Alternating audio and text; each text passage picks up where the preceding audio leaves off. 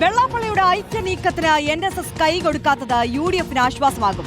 ഐക്യ തീരുമാനം വിശദീകരിക്കാൻ വിളിച്ച വാർത്താ സമ്മേളനത്തിൽ ഇരു നേതാക്കളും പ്രതിപക്ഷ നേതാവ് VD സതീശനെ ഉന്നം വെച്ച് രൂക്ഷമായ വിമർശനം ഉന്നയിച്ചിരുന്നു. ഇത് മുന്നണിയുടെ സാധ്യതയെ തന്നെ ഇല്ലാതാക്കുമോ എന്ന ആശങ്ക നേതാക്കൾക്കുണ്ടായിരുന്നു. ഇതാണ് NSS പിന്മാറ്റത്തോടെ അവസാനിച്ചത്. അതേസമയം നിലപാട് ആവർത്തിച്ചുകൊണ്ട് തന്നെയായിരുന്നു പ്രതിപക്ഷ നേതാവ് VD സതീശന്റെ പ്രതികരണം. വർഗീയത പറഞ്ഞാൽ അംഗീകരിക്കില്ലെന്നും VD സതീശൻ പറഞ്ഞു. അത് അവരുടെ സ്വതന്ത്രമായ തീരുമാനമാണ്. ഞങ്ങൾ ആ കാര്യത്തിലൊന്നും ഇടപെടേണ്ട ആവശ്യമില്ല.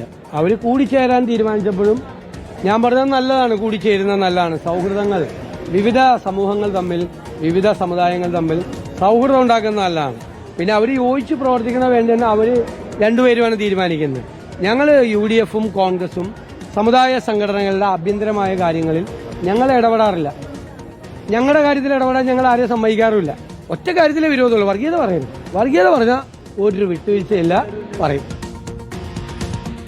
റോഷിപാലിലേക്കാണ് നമ്മൾ പോകുന്നത്. റോഷി, നോക്കൂ, പ്രതിപക്ഷ നേതാവിന്റെ പ്രതികരണം ഏത് തരത്തിലാണ് വന്നത് എന്ന്. വളരെ കരുതലോടെയാണ് അദ്ദേഹം ഈ വിഷയത്തിൽ സംസാരിച്ചത് എന്ന് വേണ്ടേ നമ്മൾ വിലയിരുത്താൻ. കാരണം നമുക്കറിയാം SNDPയും NSSും ഒരേപോലെ അദ്ദേഹത്തെ എത്രത്തോളം രൂക്ഷമായാണ് കടന്നാക്രമിച്ചത് എന്നുള്ളത്. ആ ഘട്ടത്തിൽ അത് പാർട്ടിക്കും മുന്നണിക്കുമടക്കം വലിയ രീതിയിൽ തിരിച്ചടിയാകുമോ എന്നുള്ള ഭയം അവിടെ അവശേഷിക്കുന്നുണ്ടായിരുന്നു.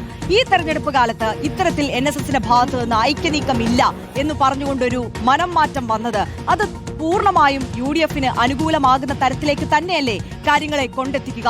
അത് ആ ആശ്വാസം UDFനും കോൺഗ്രസിനും VD സതീശനും ഉണ്ടായിട്ടുള്ള ഈ ആശ്വാസം അത് മറച്ചു വെച്ചുകൊണ്ട് കരുതലോടെ പ്രതികരിക്കുന്നു നേതാക്കൾ എന്ന തരത്തിൽ മാത്രമല്ലേ നമുക്ക് വിലയിരുത്താൻ കഴിയുകയുള്ളൂ. റോഷി,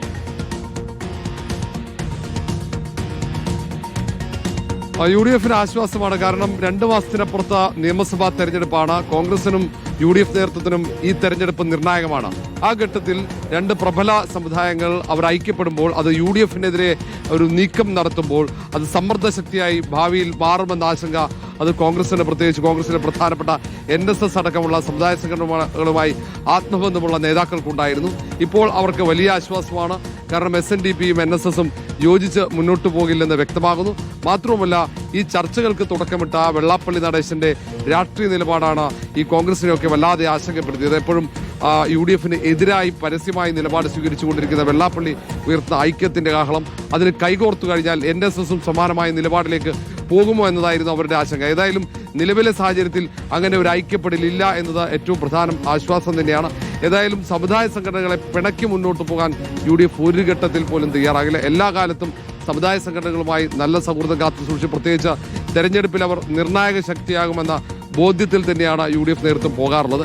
ഇടക്കാലത്ത് VD സതീശനുമായി NSSും ഒപ്പം SNDPയും പിണങ്ങിയത് മാറ്റി നിർത്തി കഴിഞ്ഞാൽ അത് മറ്റു നേതാക്കൾ ആ പിണക്കം അത് അവർ നിലനിർത്തിയിരുന്നില്ല. അവർക്കാർക്കും പിണക്കം ഉണ്ടായിരുന്നില്ല എന്നാണ് ശ്രദ്ധേയമായ കാര്യം.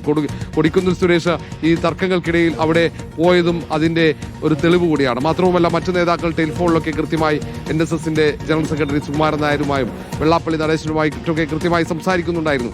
കാരണം തെരഞ്ഞെടുപ്പിന് അത്രയും കുറച്ച് ദിവസം മാത്രമാണ്. സ്ഥാനാർത്ഥി നിർണയമടക്കം അതിന്റെ ചർച്ചകളൊക്കെ തുടങ്ങുന്ന ഘട്ടമാണ്. അവിടെ പിണക്കമുണ്ടായിക്കഴിഞ്ഞാൽ അത് തെരഞ്ഞെടുപ്പിനെ സ്വാധീനിക്കും എന്നതാണ് അവരെ ആശങ്കപ്പെടുത്തിയത്. ഇനി ഏതായാലും ആശ്വാസമാണ്. ഇനി അങ്ങോട്ട് ഈ വിഷയത്തിൽ ഒരു തർക്കമില്ല. ഇത് സൗഹൃദത്തിൽ തന്നെ മുന്നോട്ട് കൊണ്ടുപോകാൻ ശ്രമിക്കും. സാമുദായിക സംഘടനകളെ ചേർത്ത് നിർത്തി തന്നെയായിരിക്കും UDF മുന്നോട്ട് പോവുക.